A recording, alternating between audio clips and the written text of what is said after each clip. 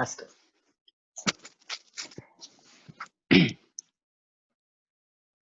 अस्माभिः कुतः पठनीयमस्ति? अहं श्लोकसङ्ख्यां विस्मृतवान्।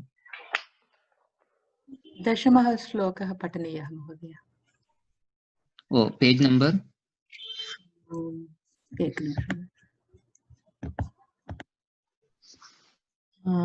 47,900। अस्तु अस्तु अस्तु अस्तु।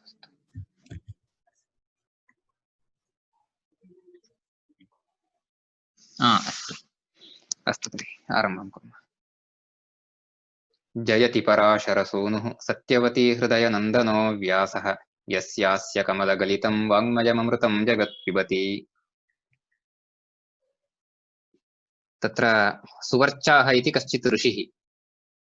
तत्र सुवर्चा इति अस्ति चेदपि तत्र आकारान्त स्त्रीलिङ्गशब्दः नास्ति एषः, अपि तु सकारान्त पुंलिङ्गशब्दः सुवर्चस् इति शब्दः।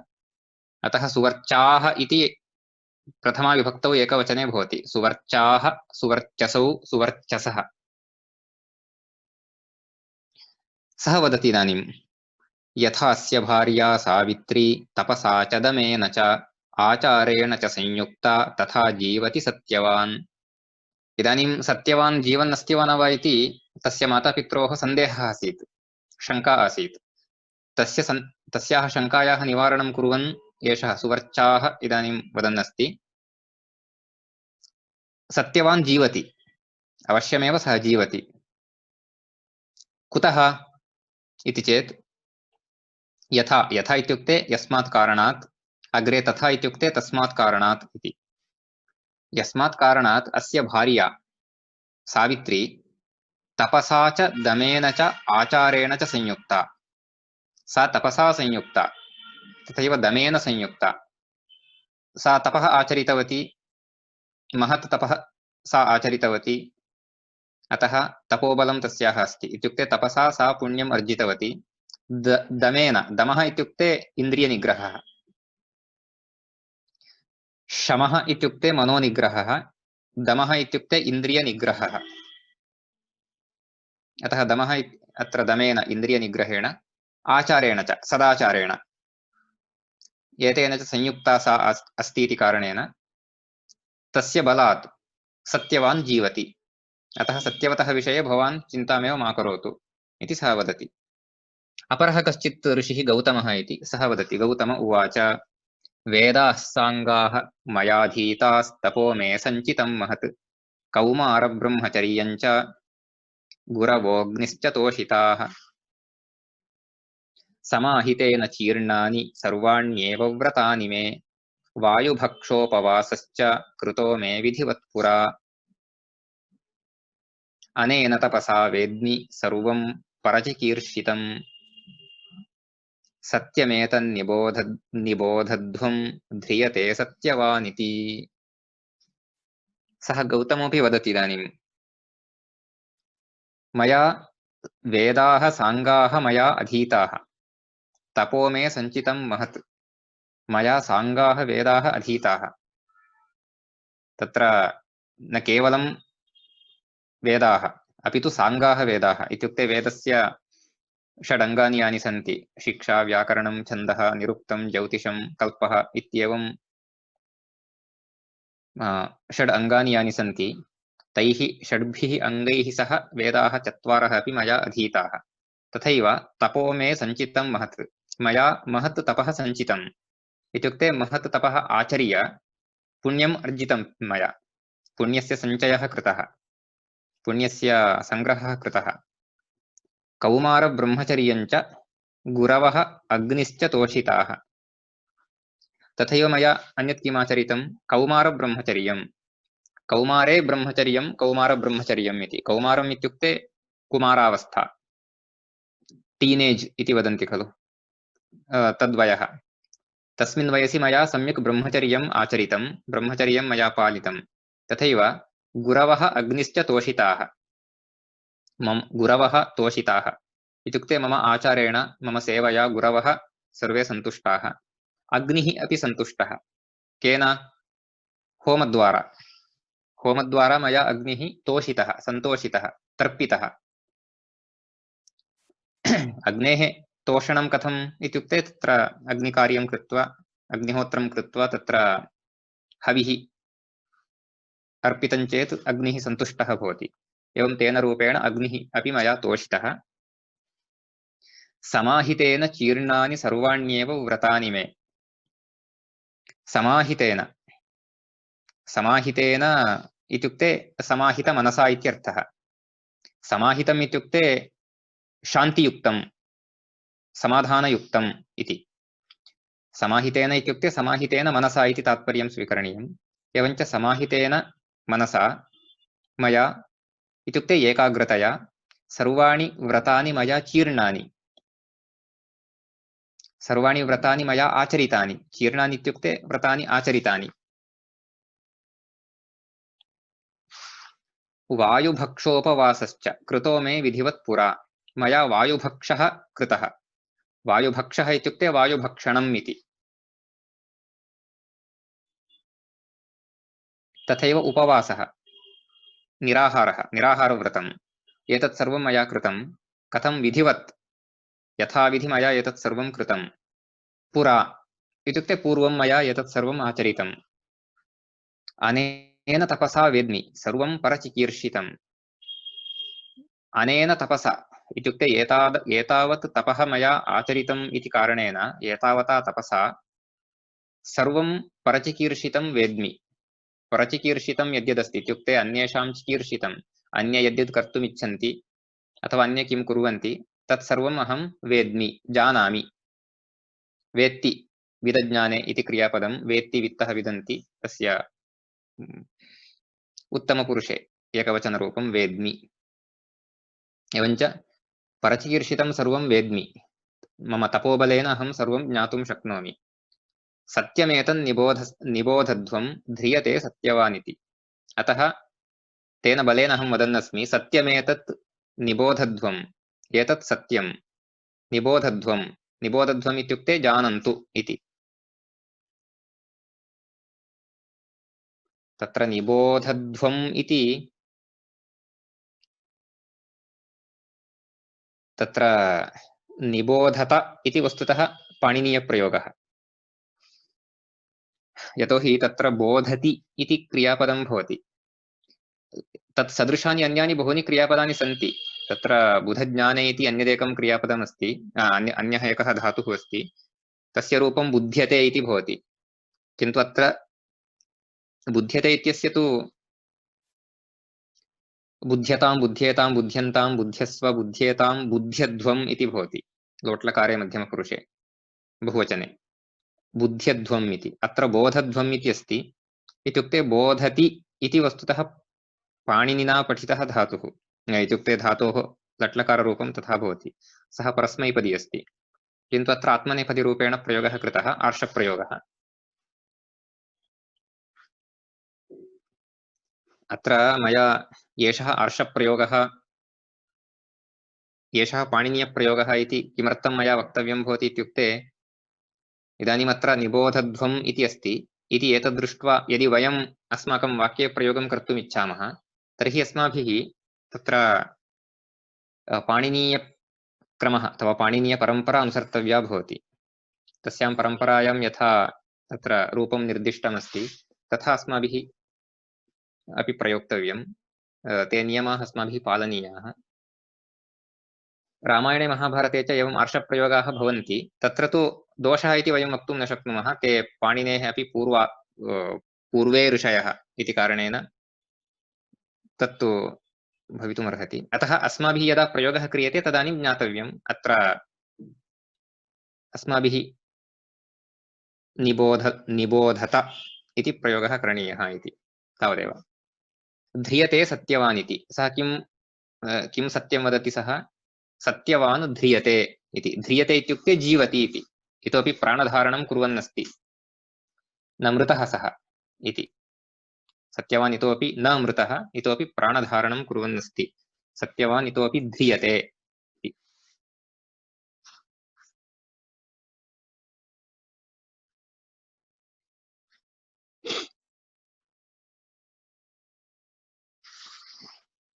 अनन्तरं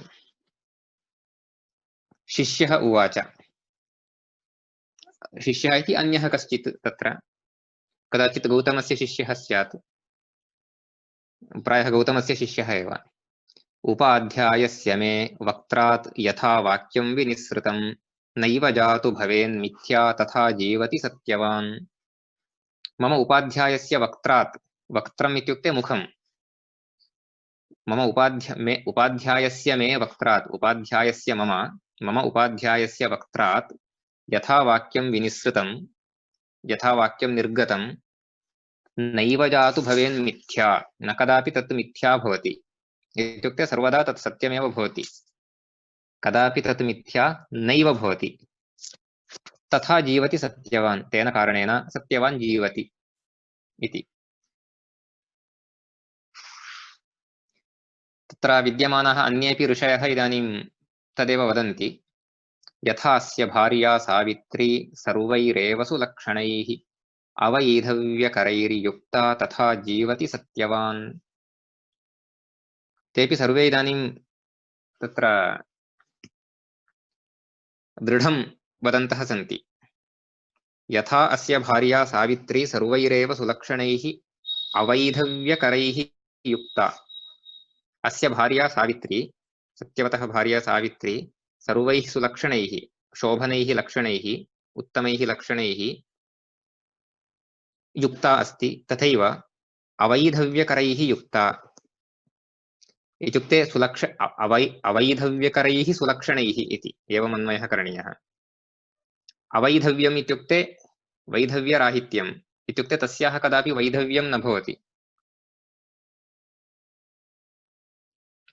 तस्याः वैधव्यं न भवति इत्युक्ते सत्यवान् तस्यां जीवत्यां सत्यां, तस्यां जीवन्त्यां सत्यां सत्यवान् कदापि न म्रियते। यावत् सा जीवति तावत् सत्यवान् न म्रियते, तेन कारणेन तस्याः कदापि वैधव्यं न भवति। अतः अवैधव्यकरैः सुलक्षणैः सा युक्ता अस्ति, तेन कारणेन सत्यवान् जीवति, तथा जीवति सत्यवान्। तत्र अन्यः कश्चित् भारद्वाजः इति अस्ति, सोऽपि एतदेव वाक्यं वदति। यथा अस्य भार्या सावित्री तपसा च दमेन च आचारेण च संयुक्ता तथा जीवति सत्यवान्। तत्र पूर्वम् उक्तमेव वाक्यमिदम्। अग्रे दाल्भ्यः इति कश्चित् ऋषिः, सः वदति। यथा दृष्टिः प्रवृत्ता ते सावित्र्याश्च यथा व्रतम् गताहारमकृत्वा च तथा जीवति सत्यवान्।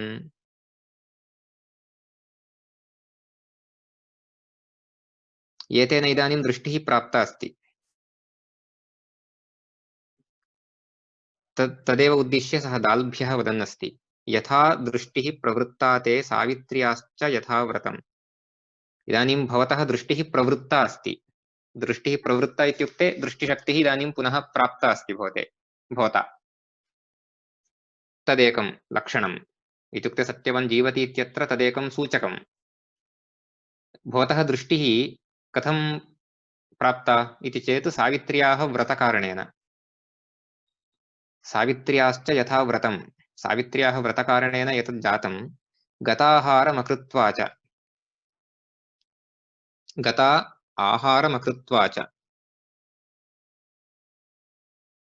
तस्याः व्रतं कीदृशम् इत्युक्ते आहारम् अपि अकृत्वा, इत्युक्ते आहारसेवनम् अकृत्वा एव सा पत्या सह गतवती। इत्युक्ते तस्याः सा पत्या सह सापि अस्ति इति कारणेन, सा अतीव व्रतिष्ठा अस्ति इत्यपि कारणेन, सर्वविधं तपः अपि सा आचरितवती इति कारणेन तादृशी सा इदानीं पत्या सह अस्ति इति सर्वेषामपेक्षया मुख्यं कारणम्। एतैः सर्वैरपि कारणैः सत्यवान् जीवति इति। तदा तत्र अन्यः कश्चित् आपस्तम्भः इति, आपस्तम्भः इति प्रसिद्धः एव। आपस्तम्भस्य धर्मसूत्राणि प्रसिद्धानि सन्ति। सः वदति। यथा वदन्ति शान्तायां दिशि वै मृगपक्षिणः पार्थिवी च प्रवृत्तिस्ते तथा जीवति सत्यवान् इति। यथा वदन्ति शान्तायां दिशि वै मृगपक्षिणः।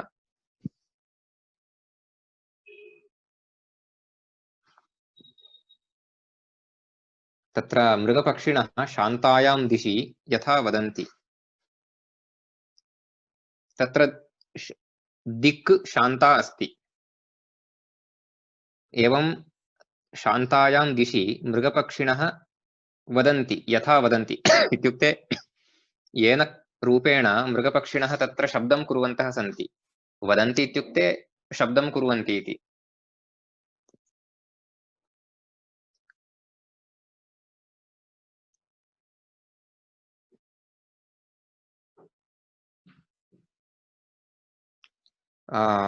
एवञ्च मृगपक्षिणः येन क्रमेण तत्र शब्दं कुर्वन्तः सन्ति तत्सर्वं दृष्ट्वा इदं ज्ञायते, तत्सर्वं दृष्ट्वा इदं वयम् अनुमातुं शक्नुमः यत् अपि च अन्यदपि पार्थिवी च प्रवृत्तिस्ते।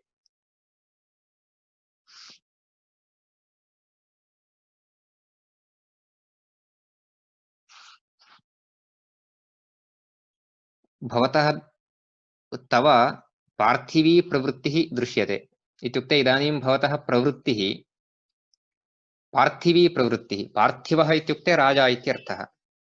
पार्थिवी इत्युक्ते राजसम्बद्धा।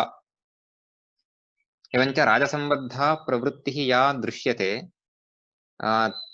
तां प्रवृत्तिमनुसृत्य वक्तव्यं चेत् सत्यवान् जीवति इत्युक्ते सत्यवान् जीवति इत्यत्र विभिन्नानि लक्षणानि अत्र एते ऋषयः वदन्तः सन्ति। पश्यतु, एतदेव सत्यवान् जीवति इत्यत्र सूचकम्। भवतः एषा प्रवृत्तिः एव सत्यवान् जीवति इत्यत्र सूचकम्।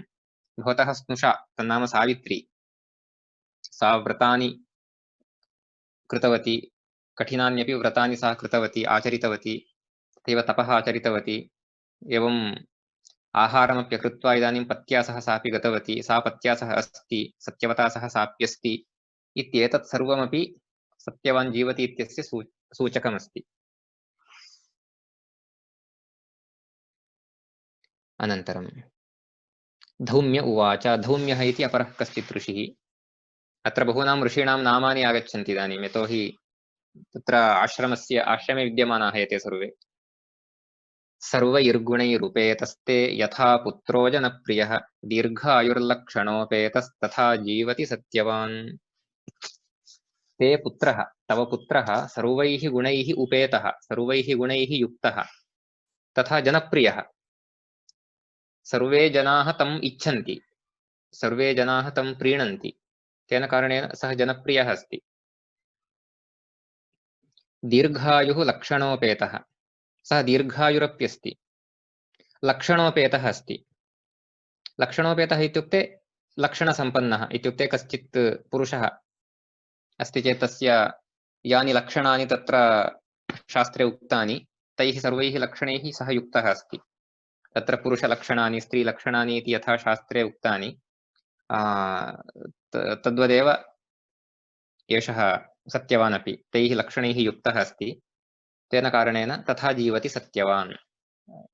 एतेन कारणेनापि वयं वक्तुं शक्नुमः यत् सत्यवान् जीवति इति। इत्युक्ते एतत् सर्वमपि सत्यवान् जीवति इत्यत्र सूचकानि भवन्ति। अग्रे मार्कण्डेय उवाच।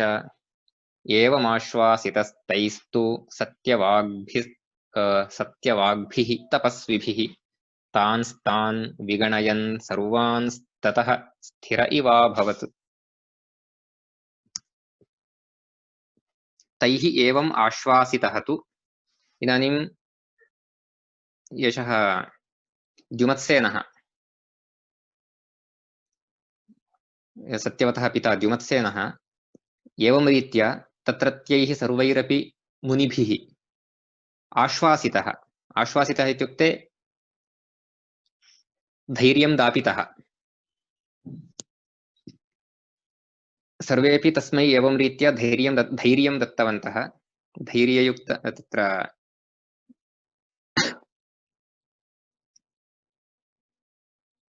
धैर्यजनकानि वचनानि उक्तवन्तः, आश्वासनं कृतवन्तः। ते तपस्विनः कीदृशाः? सत्यवाचः, सत्यवाग्भिः तपस्विभिः। ते तपस्विनः सत्यवाचः आसन्। तत्र सत्यवाक्, सत्यवाचौ, सत्यवाचः इति रूपाणि। सत्यवाच् इति चकारान्तं प्रातिपदिकम्। एवञ्च सत्यवाग्भिः तपस्विभिः एवम् आश्वासितः सः तान् विगणयन् सर्वान् ततः स्थिर इवाभवत्। तान् सर्वान् विगणयन्, तान् विगणयन् इत्युक्ते तत्र तैः यद्यदुक्तं तत्सर्वमपि विगणयन्, तत्सर्वं तत्र सर्वत्र विश्वासं कृत्वा ततः स्थिरः इव अभवत्। किञ्चित् तस्य स्थैर्यम् आगतम्। इदानीं किञ्चित् इत्युक्ते तत्र स्टेबिलिटी इति वदन्ति खलु, तदागतम् इदानीं मनसः। ततः स्थिरः इव अभवत् इत्युक्ते किञ्चिदिव सः स्थिरः सञ्जातः इति, किञ्चित् तस्य समाधानं जातम्। ततो मुहूर्तात् सावित्री भर्त्रा सत्यवता सह आजगामाश्रमं रात्रौ प्रहृष्टा प्रविवेशः। ततः मुहूर्तात् इत्युक्ते तत्र ततः परम् एकमुहूर्तकाले सावित्री भर्त्रा सत्यवता सह सावित्री आजगाम आश्रमम्, आश्रमम् आजगाम, आश्रमम् आगतवती। रात्रौ, रात्रिसमयः आसीत्। प्रहृष्टा प्रविवेशः, प्रहृष्टा सती अतीव सन्तोषेण सा प्रविष्टवती। ब्राह्मणाः ऊचुः, तत्रत्याः ब्राह्मणाः उक्तवन्तः, पुत्रेण सङ्गतं त्वां तु चक्षुष्मन्तं निरीक्ष्य च सर्वे वयं वै पृच्छामो वृद्धिं वै पृथिवीपते। पुत्रेण सङ्गतं त्वां तु चक्षुष्मन्तं निरीक्ष्य च। इदानीं पूर्वं तस्य चक्षुः अपि नासीत्, द्युमत्सेनस्य चक्षुरपि पूर्वं नासीत्। इदानीं तस्य चक्षुः आगतमस्ति, येन कारणेन चक्षुष्मान् अस्ति एषः। अपि च पुत्रेण सङ्गतः, इदानीं पुत्रोऽपि प्राप्तः। अत्र प्राप्तेन पुत्रेण सह सङ्गतः। एतत् सर्वं निरीक्ष्य सर्वे वयं वै पृच्छामः वृद्धिं वै पृथिवीपते। वयं सर्वेपि तव वृद्धिं पृच्छामः इत्युक्ते तव वृद्धिं वयं वदामः, आशंसामः इति।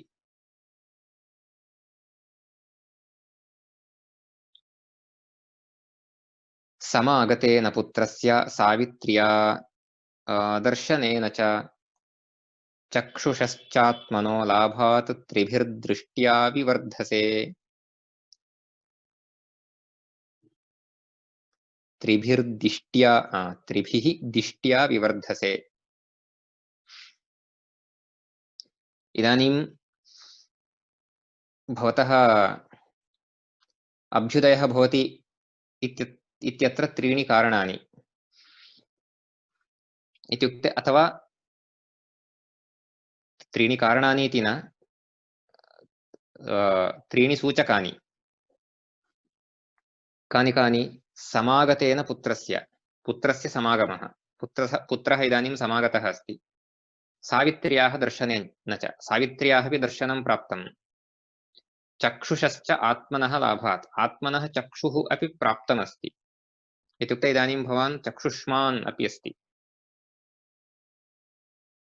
एतैः सर्वैरपि कारणैः चक्षुषश्चात्मनो लाभात् त्रिभिः इति, एतैः त्रिभिः दिष्ट्या विवर्धसे। दिष्ट्या विवर्धसे इत्युक्ते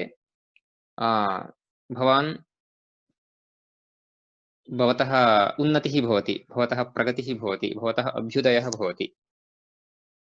तत्र दिष्ट्या वर्धसे, दिष्ट्या वर्धते इत्येतत् तत्र फ्रेस् इव भवति सर्वत्रापि।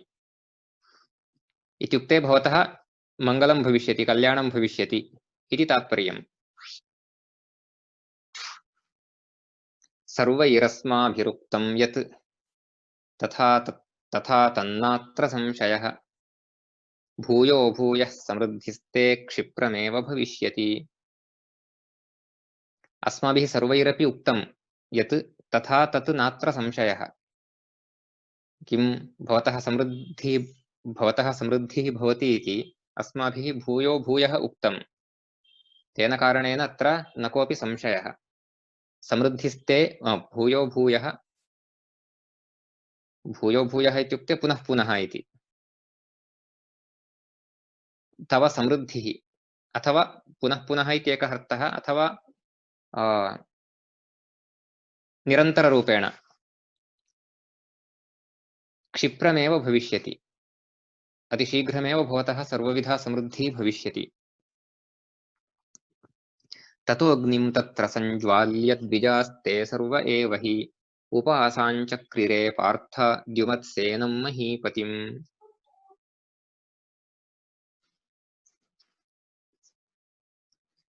ततः अग्निं तत्र संज्वाल्य, अग्नेः ज्वालनं कृत्वा सर्वे द्विजाः महीपतिं द्युमत्सेनम् उपासाञ्चक्रिरे,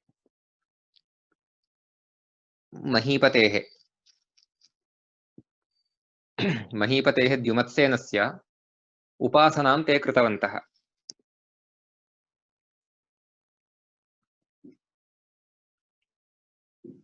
द्युमत्सेनस्य उपासनां कृतवन्तः इत्युक्ते तत्र तत्र हिंदी व्याख्याने अर्थः दत्तः समीपे उपविष्टवन्तः इति।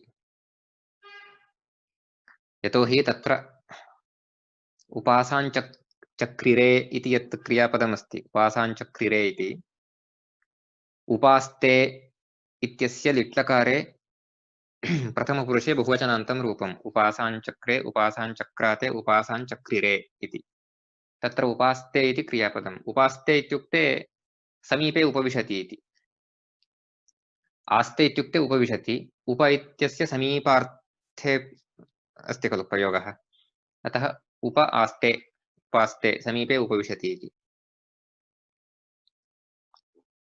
एवं तत्र अग्नेः ज्वालनं कृत्वा तस्य समीपे सर्वे उपविष्टवन्तः।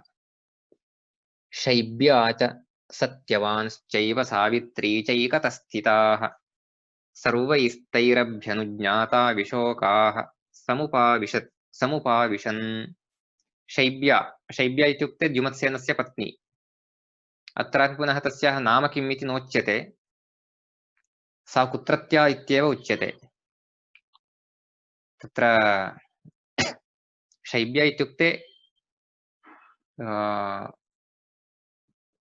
तत्र देशस्य नाम शिबीति वा शैब्या इति वा, प्रायः शिबी इति स्यात् अथवा शैब्यम् इत्यपि स्यात्। तत्र जाता शैब्या इति। तस्य प्रान्तस्य नाम किम् आसीत् इत्यहं न स्मरामि। तत्रत्या शैब्या, सत्यवान् तथा सावित्री इत्येते त्रयः। शैब्या च सत्यवांश्चैव सावित्री च इति एते त्रयः एकतः स्थिताः। एकतः इत्युक्ते अत्र एकत्र इति। एकतः इति यद्यपि अस्ति तथापि एकत्र इति सप्तम्यर्थे तत्र प्रयोगः। सर्वैस्तैरभ्यनुज्ञाता विशोकाः समुपाविशन्। ते सर्वैः अभ्यनुज्ञाताः, सर्वैरपि अनुमताः, विशोकाः समुपाविशन्। विशोकाः शोकरहिताः, इदानीं तेषां शोकः अपगतः। सत्यवान् सावित्री च आगतवन्तौ इति कारणेन तेषां शोकः इदानीम् अपगतः। ततो राज्ञा सहासीनाः सर्वे ते वनवासिनः जातकौतूहलाः पार्थ पप्रच्छुर्नृपतेः सुतं। पप्रच्छुः इति। ततो राज्ञा सहासीनाः सर्वे ते वनवासिनः। वनवासिनः इत्युक्ते वने ये वासं कुर्वन्ति। तत्र आश्रमवासिनः स्युः। तथैव तत्र आश्रमं परितः किमस्ति, तत्र वनं भवति। तत्र वासं ये कुर्वन्ति तेपि तत्र आगच्छन्ति। तेषामपि अत्र आश्रमेण सह सम्बन्धः भवति सामान्यतः। तेपि आगच्छन्ति, ते सर्वे आगत्य उपविष्टवन्तः। अथवा तत्र वनवासिनः इत्युक्ते आश्रमवासिनः इत्यपि अर्थः स्वीकर्तुं शक्यते, उभयथा अपि शक्यते। एवञ्च ते सर्वे आगत्य तत्र समासीनाः। जातकौतूहलाः, तेषां कौतूहलं सञ्जातं, कौतूहलं प्राप्तवन्तः ते सर्वे। पप्रच्छुः नृपतेः सुतं पप्रच्छुः नृपतेः सुतं पृष्टवन्तः किमिति ऋषयः ऊचुः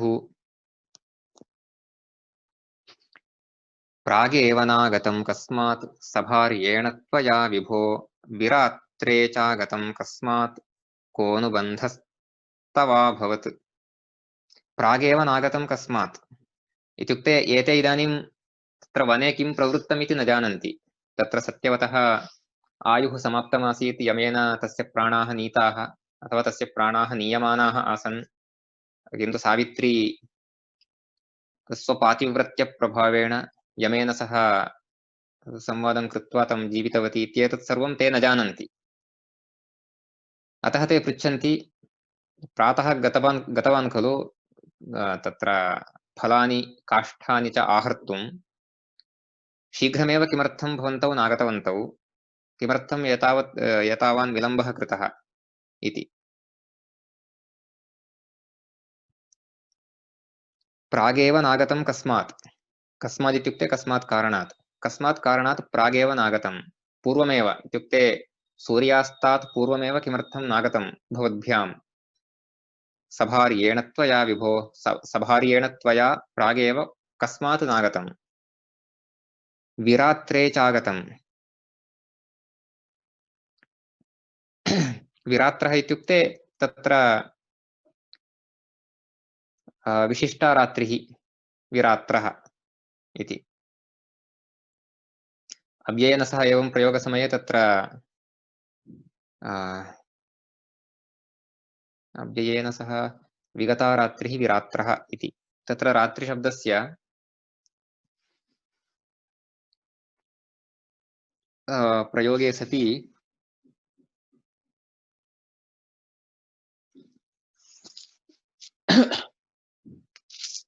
तत्र कः प्रत्ययः इति विस्मृतवान् तत्र समासान्तः कश्चन प्रत्ययः अस्ति तेन कारणेन रात्रिः इति यद्यपि इकारान्तशब्दः तथापि अत्र इदानीं समासे अकारान्तत्वं भवति तस्य एवञ्च सः पृच्छति विरात्रे च आगतं कस्मात् कः अनुबन्धः तथा तव अभवत् तव कः अनुबन्धः अभवत् अनुबन्धः इत्युक्ते विघ्नः इत्यर्थः अनुबन्धः इति शब्दस्य वस्तुतः अन्येपि अर्थाः सन्ति किन्तु अत्र अनुबन्धः इत्युक्ते विघ्नः इति कः विघ्नः सञ्जातः इति सन्तापितः पिता माता वयं चैव नृपात्मजा कस्मादिति न जानीमस्तत्सर्वं वक्तुमर्हसि सन्तापितः पिता माता वयं चैव भवतः पिता भवता सन्तापितः इत्युक्ते भवान् विलम्बेन आगतवान् इति कारणेन भवतः पितुः सन्तापः सञ्जातः तथैव मातुः अपि तथैव वयं चैव नृपात्मज अस्माकमपि सन्तापः सञ्जातः कस्मादिति न जानीमः किमर्थम् एवं विलम्बः कृतः भवता इति वयं न जानीमः तत्सर्वं वक्तुमर्हसि तत्सर्वं वदतु इति इदानीं सत्यवान् सर्वमपि वदति पित्राहमभ्यनुज्ञातः सावित्री सहितो गतः अथ मे भूच्छिरो दुःखं वने काष्ठानि भिन्दतः पित्रा अहम् अभ्यनुज्ञातः अहं पितुः अनुमतिं स्वीकृत्यैव गतवान् सावित्री सहितो गतः सावित्री सहितः अहं वनं गतः अथ मे अभूत् शिरो दुःखं मम शिरो दुःखम् अभवत् शिरो दुःखम् इत्युक्ते शिरोवेदना इत्यर्थः शिरः पीडा अथवा शिरोवेदना मम अभवत् कदा वने काष्ठानि भिन्दतः वने काष्ठानां भेदनं कुर्वतः मम शिरोवेदना सञ्जाता तेन सुप्तश्चासं वेदनया चिरमित्युपलक्षये तावत्कालं न च मया सुप्तपूर्वं कदाचन सुप्तश्चाहं वेदनया शिरोवेदना सञ्जाता इति कारणेन अहं सुप्तः शयनं कृतवान् अहं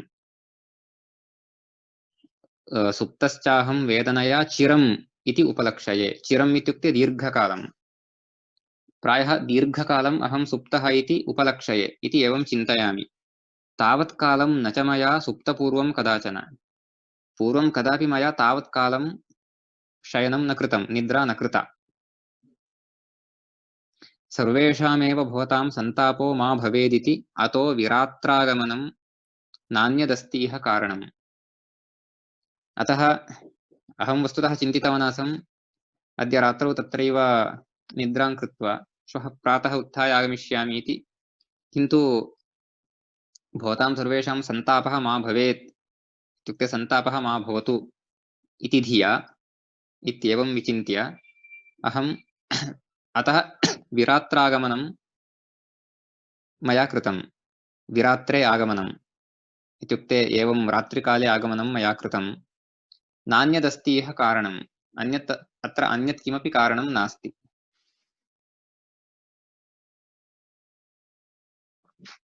तदा गौतमः वदति, अकस्माच्चक्षुषः प्राप्तिः द्युमत्सेनस्य ते पितुः, नास्य त्वं कारणं वेत्सि सावित्री वक्तुमर्हसि।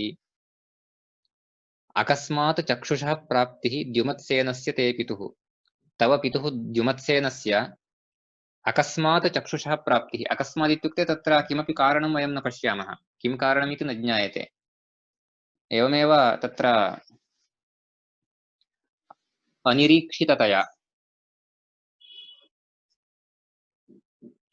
तस्य चक्षुः प्राप्तिः सञ्जाता, तेन चक्षुः प्राप्तं। नास्य त्वं कारणं वेत्सि, तर्हि त्वं तस्य कारणं न वेत्सि, त्वं तस्य कारणं न जानीहि, त्वं तस्य कारणं न जानासि। सावित्री वक्तुमर्हसि, सावित्री वक्तुमर्हति। सावित्री तु जानीयादेव, सा कारणं किम् इति वक्तुं शक्नोति। श्रोतुमिच्छामि सावित्री त्वं हि वेत्थ परावरम्, त्वां हि जानामि सावित्री सावित्रीमिव तेजसा।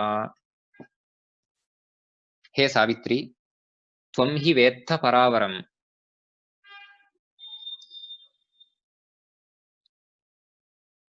श्रोतुमिच्छामि।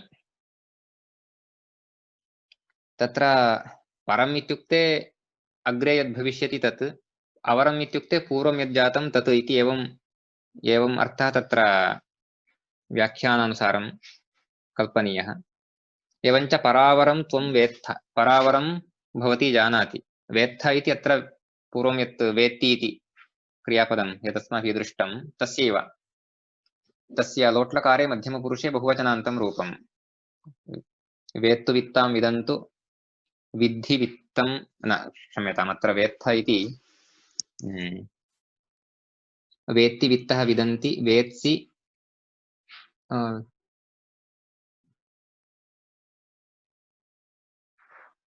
तत्र तत् वेत्थ इति लट्लकारे एव। वेद वेदतुः, अस्तु अहं तत् दृष्ट्वा वदामि। किन्तु लट्लकारे मध्यमपुरुषे बहुवचनरूपम्।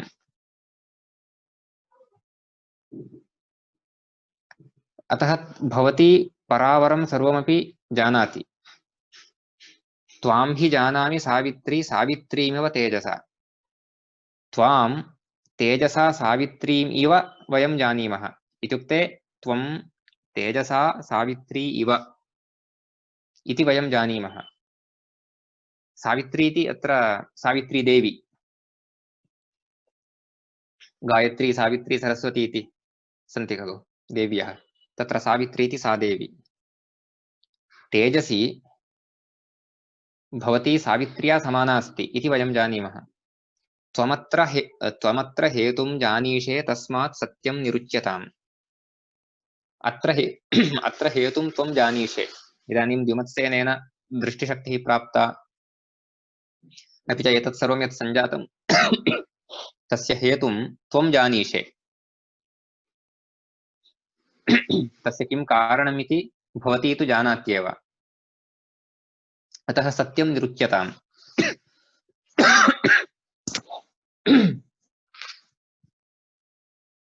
सत्यं किम् इति निरुच्यताम्। निरुच्यताम् इत्युक्ते उच्यताम् इति तावदेव, तत्र विशेषार्थः कोऽपि नास्ति। रहस्यं यदि ते नास्ति किञ्चिदत्र वदस्व नः। यदि अत्र किमपि रहस्यं नास्ति, न वक्तव्यम् इति यदि तादृशं किमपि नास्ति तर्हि किञ्चित् वदतु। अत्रापि पुनः वदस्व इति प्रयोगः कृतः। येषु अपि आर्षप्रयोगः वद इति भवति पाणिनीय नियमानुसारम्।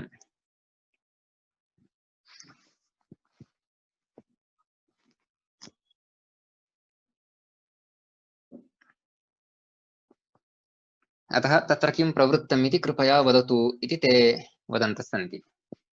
तदा सावित्री वदति। सावित्र्युवाच एवमेतद्यथा वेत्थ सङ्कल्पो नान्यथा हि वः न हि किञ्चित् रहस्यं मे श्रूयतां तथ्यमेव यत्। एवमेतद्यथा वेत्थ सङ्कल्पो नान्यथा हि वः।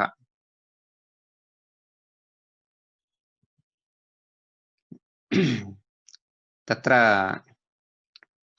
यदि भवतां एषः सङ्कल्पः, सङ्कल्पः इत्युक्ते अत्र इच्छा इत्यर्थः। सङ्कल्पः इत्युक्ते वस्तुतः किमपि मानसं कर्म यदस्ति तदेव सङ्कल्पः इति। अत्र इच्छा इत्यस्मिन् अर्थे प्रयोगः कृतः। एवञ्च भवतां यदि एषा इच्छा अस्ति चेत् अत्र मम किमपि रहस्यं नास्ति, यत् तथ्यं यत् वास्तवमस्ति तत् श्रूयताम्। मृत्युर्मे पत्युराख्यातो नारदेन महात्मना स च अद्य दिवसः प्राप्तः ततो नैनं जहाम्यहम्। मृत्युर्मे पत्युराख्यातः नारदेन महात्मना, महात्मना नारदेन मम पत्युः मृत्युः आख्यातः।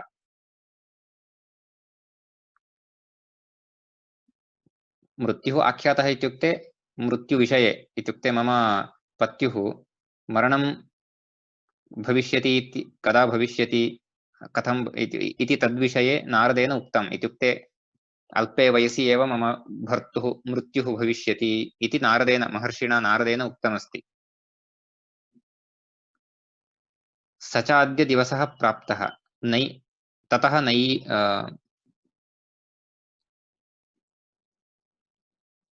स च अद्य दिवसः प्राप्तः ततो नैनं जहाम्यहम्। सः दिवसः अद्य प्राप्तः अस्ति। यस्मिन् दिने मम भर्तुः मृत्युः भविष्यति इति नारदेन उक्तं, महात्मना नारदेन उक्तं, तत् दिनम् आगतमस्ति। अतः एतम् अहं न जहामि इत्युक्ते न त्यजामि, एतं त्यक्त्वा अहं न गच्छामि। सुप्तञ्चैनं यमः साक्षादुपागच्छत् सकिङ्करः स एनमनयद् बद्ध्वा दिशं पितृनिषेविताम्। सुप्तञ्च एनं यमः साक्षादुपागच्छत् सकिङ्करः। यमः सकिङ्करः इत्युक्ते तस्य दूतेन सह, किङ्करेण सह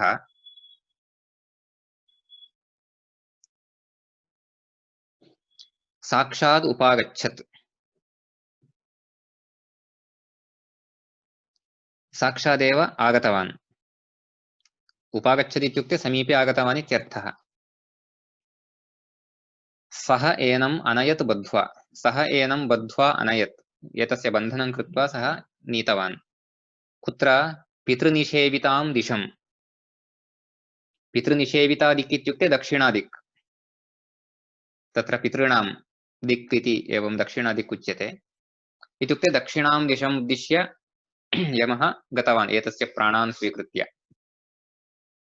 अस्तौषं तमहं देवं सत्येन वचसा विभुं पञ्च वै तेन मे दत्ता वराः शृणुत तान् मम।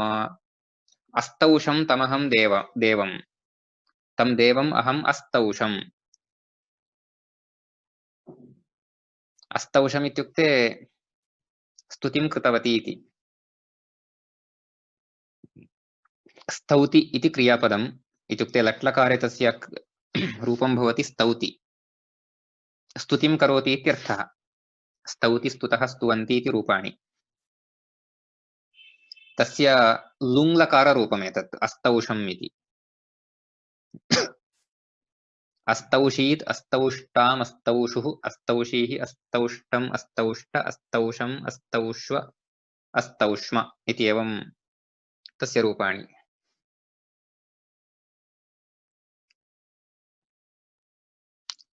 अस्तौषं तमहं देवं, तं देवम् अहम् अस्तौषम्। तं देवम् अहं सन्तोषितवती। सत्येन वचसा विभुं, सत्येन वचसा तं विभुं देवम् अहं सन्तोषितवती। तेन किं कृतवान् सः? पञ्च वै तेन मे दत्ताः वराः शृणुत तान् मम। पञ्च वै तेन मे दत्ताः, तेन मह्यं पञ्च वराः दत्ताः, तान् शृणुत। ते के ते वराः के इति अहं वदिष्यामि, शृण्वन्तु भवन्तः।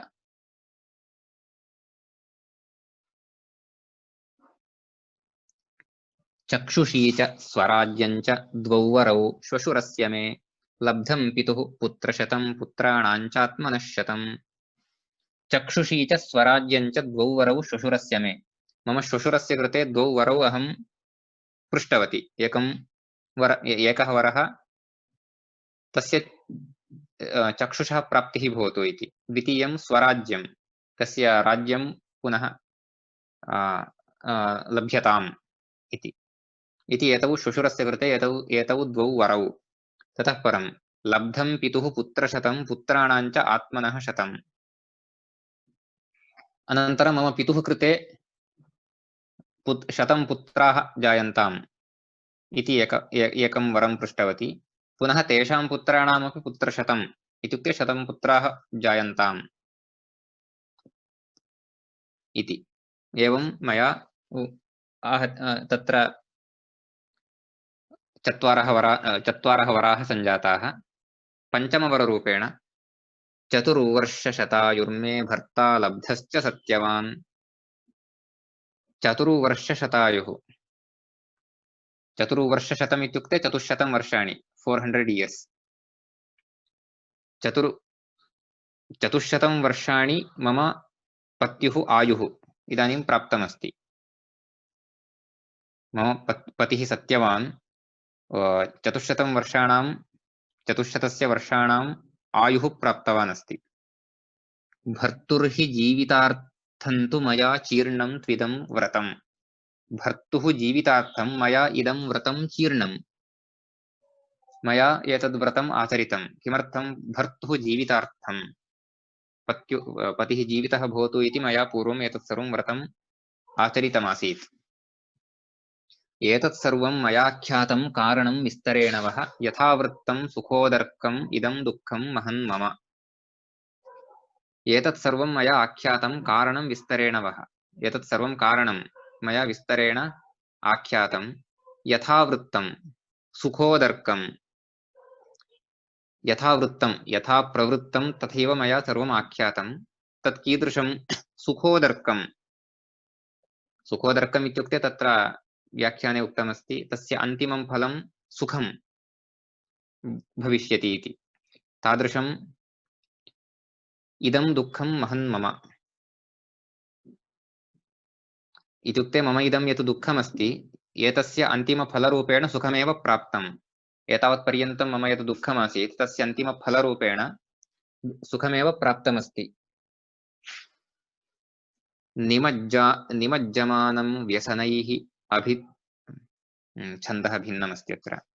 निमज्जमानं व्यसनैरभिद्रुतं कुलं नरेन्द्रस्य तमोमये हृदे, त्वया सुशीलव्रतपुण्यया कुलं समुद्धृतं साध्वि पुनः कुलीनया। एतत् सर्वं ऋषीणां वचनं। निमज्जमानं कुलम्, अग्रे तत्र कुलम् इति यदस्ति तत्र तेन सह अन्वयः। निमज्जमानं कुलं निमज्जति स्म। निमज्जनम् इत्युक्ते तत्र नद्यां निमज्जनं भवति खलु, सिङ्क् इति। तत्र तद्वत् भवतां कुलं निमज्जति स्म, तथा निमज्जमानम्। अत्र निमज्जमानम् इति आत्मनेपदिप्रयोगः कृतः। वस्तुतः निमज्जमानं निमज्जति इति क्रियापदं। तत्र पाणिनीयसम्प्रदाये निमज्जति इति क्रियापदं भवतु अत्र आर्षप्रयोगः।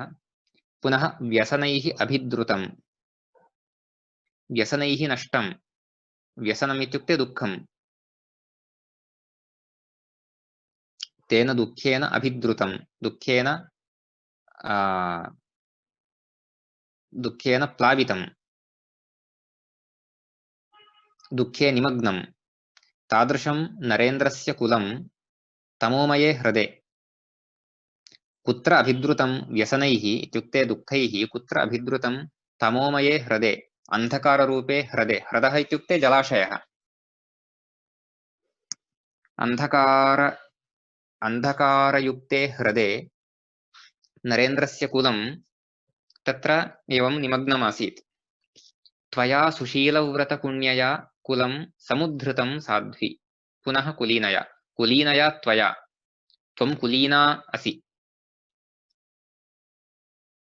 कुलीना इत्युक्ते तत्र सत्कुलप्रसूता तथैव सुशीलव्रतपुण्यया सुशीलव्रतेन भवती पुण्यमपि प्राप्तवती अस्ति तादृश्या त्वया कुलं समुद्धृतं कुलस्य उद्धारः कृतः हे साध्वी इति तत्र ऋषयः तां वदन्ति तथा प्रशस्य ह्यभिपूज्य चैव वरस्त्रियं तां ऋषयः समागताः नरेन्द्रमामन्त्र्य सपुत्रमञ्जसा शिवेन जग्मुः मुदिताः स्वमालयम् तथा प्रशस्य हि अभिपूज्य चैव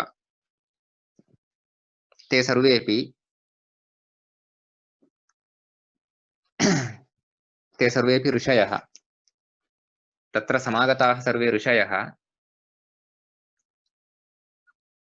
वरस्त्रियं तां प्रशस्य अभिपूज्य च तस्याः प्रशंसां कृत्वा तथैव तस्याः सत्कारमपि कृत्वा तत्र समागताः ऋषयः स्वम् आलयं जग्मुः कथं नरेन्द्रमामन्त्र्य तत्र आमन्त्र्य इति शब्दस्य अनुमतिं स्वीकृत्य इत्यर्थः तत्र व्याख्याने दत्तः तत्र एवं तस्मिन् विषये अर्थविशेषे प्रयोगः नरेन्द्रमामन्त्र्य नरेन्द्रस्य अनुमतिं स्वीकृत्य सपुत्रं कीदृशं नरेन्द्रं सपुत्रं नरेन्द्रं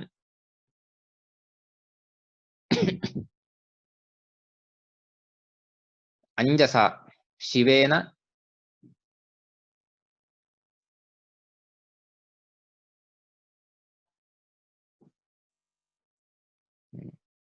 तत्र अंजसा इत्युक्ते तत्र सन्तोषेण इत्यर्थः शिवेन इत्युक्ते पुनः प्रसन्न तत्र व्याख्याने तु तत्र तथैव विवरणं दत्तमस्ति सुख और प्रसन्नता के साथ इति मुदिताः सन्तुष्टाः ते स्वम् आलयं जग्मुः स्वीयं गृहं गतवन्तः इति तत्र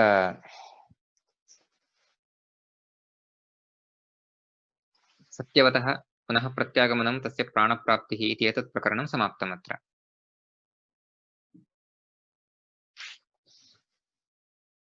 अग्रे तत्र एतस्य अग्रिमः भागः आरभ्यते द्युमत्सेनस्य कथायाः अग्रिमः भागः आरभ्यते अग्रिमकक्षायां पश्यामः प्रश्नाः सन्ति चेत् पृच्छन्तु कृपया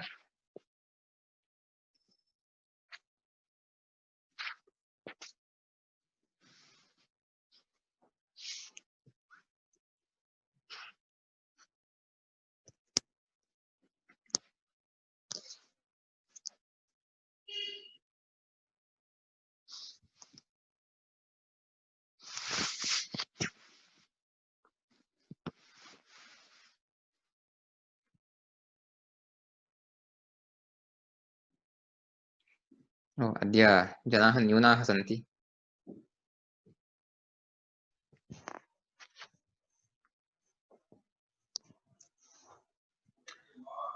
नमस्कारः सुप्तः च अहं सुप्तः भरता ಹೇಗೆ ಅದು अहं सुप्तः ಹೌದು अहं सुप्तः ಅಂದ್ರೆ ನಾನು ಮಲಗಿದ್ದೆ ಅಂತ ಅದೇ ಸುಪ್ತಃ ಪಡ್ಕೊಂಡಾನು ಮಲಗಿದ್ದೆ ಅದು ಪಾಸ್ಟ್ ಟೆನ್ಸ್ ಅಲ್ವಾ ಭೂತಕಾಲ ಇದಾದ್ರೆ ಈಗ ಮಲಗಿದ್ದೀನಿ ಅಂದ್ರೆ ಅದಕ್ಕೂ ಅಹಂ ಸುಪ್ತಃ ಅಂತ ಹೇಳ್ಬೋದು. ಅಹಂ. ಭೂತಕಾಲೆ ವರ್ತಮಾನಕಾಲೆ ಉಭಯತ್ರಾಪಿ ಎರಡು ಉಭಯತ್ರ. ಎರಡು ಅರ್ಥದಲ್ಲೂ ಅಹಂ ಸುಪ್ತಃ ಅಂತ ಹೇಳ್ಬೋದು.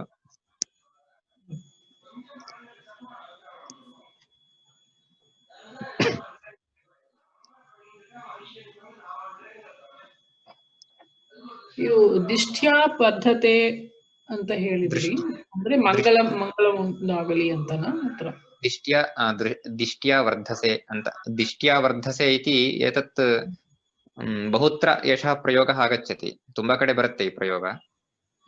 ಅಂದ್ರೆ ಶುಭವಾಗ್ಲಿ ಮಂಗಳವಾಗ್ಲಿ ಅಂತ, ಶುಭಂ ಭೂಯಾತ್, ಒಳ್ಳೇದಾಗ್ಲಿ ಅಂತ ಒಟ್ಟು. ಓಕೆ.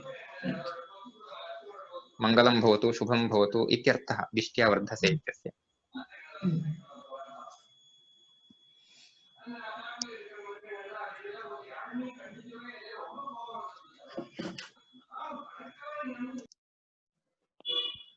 चीर्णामि पदस्य अर्थं किम्? चीर्णं तत्र चीर्णम् इत्युक्ते तत्र आचरितम् इत्यर्थः.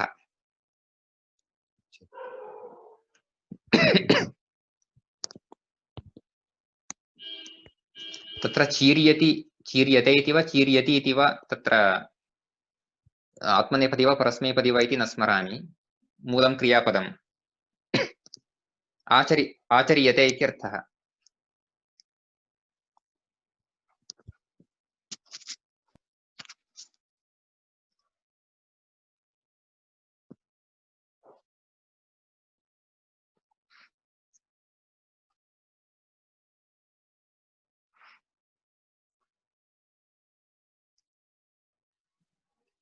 अद्यतनपाठे शङ्का नास्ति. अन्य एकः प्रश्नः अस्ति. अवश्यम्. मुखस्य पर्यायवाची शब्द लैक् वदनं, वक्त्रम्, आननं, एतानि पदानि व्युत्पत्तिं किञ्चित् लैक् वद् धातु ल्युट् वदनं. बाकी वद पदानि व्युत्पत्ति न. इत्युक्ते आननम् इत्यस्य आननं कदा भवति? तत्र मुखम् इति शब्दः, आस्यम् इति शब्दः, आननम् इति शब्दः, वदनम् इति शब्दः.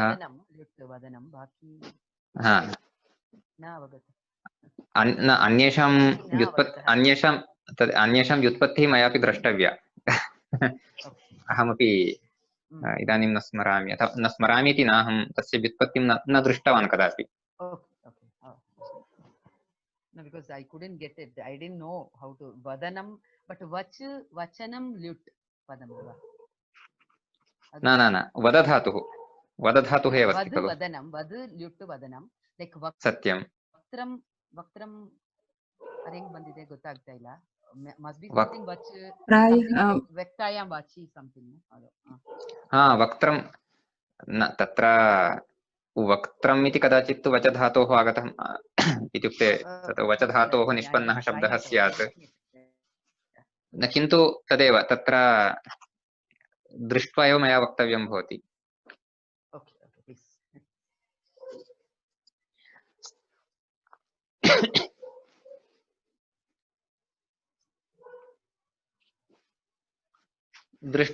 दृष्ट्वा अहं वदिष्यामि. धन्यवादः.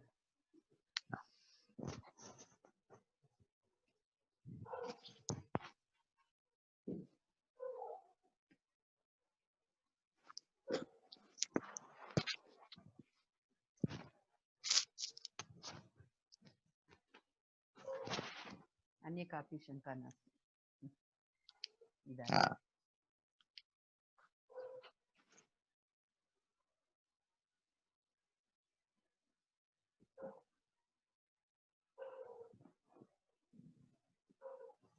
अग्रे विजया भगिनी, मीना भगिनी, न अहं तु अत्र केवलं नामानि दृष्ट्वा अहं पठन् अस्मि. महोदय, तत्र वायुभक्षः इति वायुः एव वायुभक्ष सत्यं वायुभक्षः इत्युक्ते वायुमेव भक्षयन्ति इत्युक्ते अन्यत् किमपि न खादन्ति इति अर्थः तावदेव। यः इत्युक्ते वायुमेव भक्षते सः वायुभक्षकः खलु अथवा वायुभक्षः इत्यपि भवितुमर्हति। तत्र प्रत्ययभेदेन एवं भिन्नरूपाणि भवितुमर्हन्ति। भक्षकः इत्यत्र ण्वुल् इति प्रत्ययः, भक्षः इति अस्ति चेत् कदाचित् क इति प्रत्ययः कश्चन अस्ति। यथा इदानीं जानाति इति ज्ञः, धरति इति धरः इत्यत्र क इति प्रत्ययः कश्चिदस्ति, अथवा अप् इति अन्यः कश्चित् प्रत्ययः अस्ति। तेषु कोऽपि प्रत्ययः स्यात्, तेषु कोऽपि प्रत्ययः योजितः चेत् भक्षः इति भवति। अतः भक्षकः इत्यपि अस्ति, भक्षः इत्यपि अस्ति। अत्र तु बहुव्रीहिः नास्ति खलु, वायुः एव भक्षः, वायुभक्षः कृतः इति अस्ति, उपवासः कृतः। न, तत्र भक्षः इति शब्दस्य भक्षणम् इत्यर्थः। अत्र वायुभक्षः कृतः इति यदा तैः उच्यते तदा तत्र भक्षः इति शब्दस्य भक्षणम् इत्यर्थः। यथा पाकः पाचनं, त्यागः त्यजनम् इति एवं तथैव भक्षः भक्षणम् इति रूपद्वयमपि। यथा वायुभक्षणं कृतम् इति तथैव वायुभक्षः कृतः इति अर्थः समानः।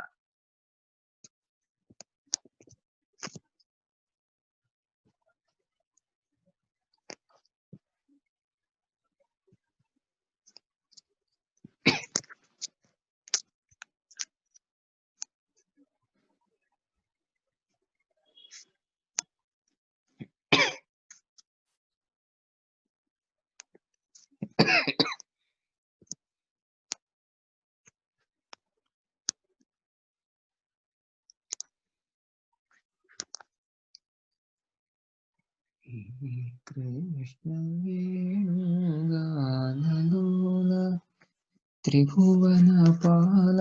भवन्तः प्रश्नान् न पृच्छन्ति इति अहं गातुम् आरब्धवान्। पाठात् पूर्वं यत् गीतम् अहं श्रुतवान् आसम् तदिदानीं मम मनसि त्यागराजकृति सत्यं भवतः नाम एव रागस्य नाम। सत्यं सत्यं सत्यं सत्यं।